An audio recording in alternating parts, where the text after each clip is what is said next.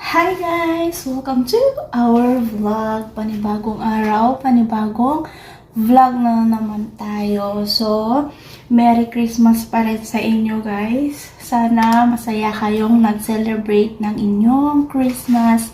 Lalong-lalo na yung mga DH sa iba't ibang bansa. So, yun nga guys. Ang topic natin for today's video is about sa ating mga pagdiriwang dito sa ibang bansa ng Christmas. Pero bago ang lahat, please subscribe to our YouTube channel, sa aming Facebook page at sa aming Instagram account. So, yun guys, ang topic natin ngayon dito is about sa ating Christmas Day dito sa bansang Hong Kong at sa mga iba-iba pang bansa. So, ang tingin ko dito guys sa topic natin is halos parehas lang din naman. So, marami sigurong nagtatanong sa inyo kung dito ba sa ibang bansa is may Christmas party din ba kami? Meron din ba kaming mga bonus gaya sa mga natatanggap dyan sa Pilipinas? Or nakakagala ba kami, nakakapasyal, nakakakain ba kami sa labas? Heto po yung mga kasagutan dyan. So, about sa Christmas party guys is, meron po kaming Christmas party din dito.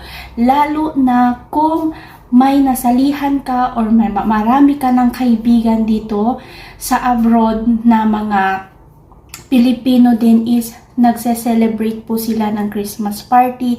May exchange gift din po kami dito.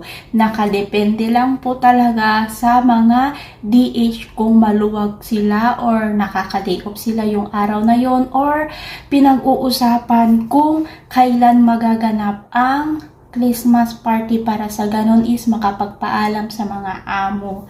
So, may Christmas party dito, kagaya dito sa mga kakilala ko din dito is, nung December 18 is may Christmas party po kami.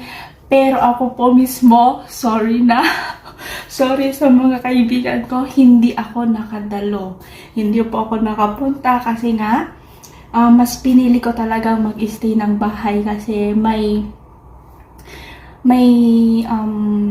pinaghahandaan kasi ako na ayaw ko munang maging pasaway or hindi naman pasaway. Basta may pinaghahandaan kasi ako kaya nagiging mabait muna ako dito sa amo ko. So, yun yung dahilan ko. Pasensya na talaga guys. At alam nyo yan kung bakit ayaw ko munang nagsisilabasan ngayon. Kasi nga, yun, sinasabi ko may pinaghahandaan ako. Sana maintindihan nyo. Pero may Christmas party kami guys. Meron din, gaya din ng mga ibang DH, may mga kaibigan na yan dito. Yung mga matagal na dito, may mga 1 year na, 2 years, 3 years, at saka yung mas madami pang taon na naka-stay dito. May Christmas party po yan sila. Nag-uusap-usap po yan mga yan. Okay? So, yung tanong din na mga karamihan ulit, meron ba kaming mga bonus? So, wala po kaming bonus galing sa mga amo namin. Pero, meron din yung mga amo na nagbibigay din ng hindi naman bonus yun or kaya gift. May nagbibigay ng gift, kumbaga mga things or mga bagay na binibili nila, binibigyan ka or kaya binibigyan ka din ng pangkain mo lang sa labas or pambili mo ng merienda mo. May ganun din po, okay? Pero yung bonus na double pay, yung may 13-month pay ba kami is wala po. Wala po kaming ganun dito sa abroad. Yung meron lang kami is mga regalo lang nila. Kung example din, kung galing sila sa ibang bansa or may pinuntahan sila, may nakita sila na nagustuhan at ibigay sa'yo, yun, meron po yun. Tapos, nakakalabas ba kami ng Christmas? Yes po. Nakakalabas kami ng Christmas at nakadepende po din yan sa amo po ninyo. Kasi dito sa amin, sa Hong Kong is holiday po ang 25 namin dito. 2 days po, 25 and 26. kahapon at ngayon. Holiday po namin, pero nakadepende nga po yan sa amo po ninyo. Kasi kung kailangan kayo, magbibisita yung amo mo sa bahay, hindi ka talaga papaday open, okay? Kung may pupuntahan yung amo mo or nakabakasyon sila at wala sila sa bahay, pwede ka naman magpaalam. Magpaalam ka na nalalabas kayong day na yon, pwede. Nakakakain ba kami sa labas or sa mga restaurant? Oo naman. Siyempre, nakakapunta kami, nakakagala kami, nakakapunta kami sa mga gusto namin. Minsan, meron din yung nagse-celebrate ng mga Christmas, nagko-cross country sila. Yung mga DH din dito sa Hong Kong.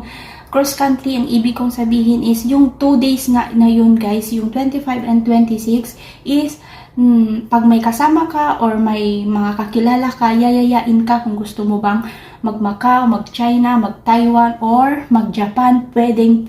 Okay? Pwede. Basta papayagan ka ng amo mo na holiday mo yung 2 days na yon. Pero wag ka namang lumampas yung 2 days na yon, wag ka namang lumampas ng 3 days, 4 days kasi terminate ang ibibigay sa'yo. Kung ayaw mo ma-terminate at gusto mong may babalikan ka pang work, then wag kang pasaway. So, yun nga. May iba kagaya ni Tam ata. Nakita ko yung post ni Tam is nasa China siya ngayon. Siguro, hindi ko lang sure kung siya lang mag-isa or kasama niya amo niya. Di ko lang sure. Tapos si Ate Jen is nag-Macau sila ng amo niya. 1 day yatas nila sa Macau, then nag-China sila ngayon. Nasa China sila ngayon. So, ganon. Kung gusto kang isama ng amo mo, pwede. Pero kung gusto mo mag-travel mag-isa, is pwede din. Pero kung gusto mo mag-travel na with your friend, is pwede din po. So, yun yung Christmas namin dito sa bansang Hong Kong at saka I'm sure kahit doon sa ibang bansa din is ganun din po sila mag-celebrate. Kung hindi ako nagkakamali, pero kung may mas maganda pang pag-celebrate ng Christmas nila is mas better, okay? So, yun lang yung topic natin for today's video. Kasi marami din kasi nagbe-message sa akin at naguguluhan sila sa ginawa kong video nung kahapon kasi nga nagsabi tayo doon na mag-isa lang tayo. Mag-isa nga lang pero nakadepende nga yan kung paano nyo i-celebrate yung Christmas. Pero yung lagi kong sinasabi sa video ko kahapon na hindi po kami yung totally na nakukuha namin yung happy namin. Kumbaga, nagiging happy kami pero yung pinaka masaya namin is nasa Pilipinas kasi nandun nga yung tunay na Christmas at nandoon yung family namin. So, yun lang ang sinasabi ko is hindi po masaya yung pag-celebrate namin ng Christmas. Hindi po kasi sinabi ko hindi masaya is malungkot na kami or ano. Pero yung Christmas kasi na yun guys is iba yung feeling. Iba yung nararamdaman namin kung nasa sariling bansa kami. Yun yung punto ko. Sana naunawaan nyo. So, yun lang. Thank you for watching. Have a nice day. God bless us all. Merry Christmas. Bye!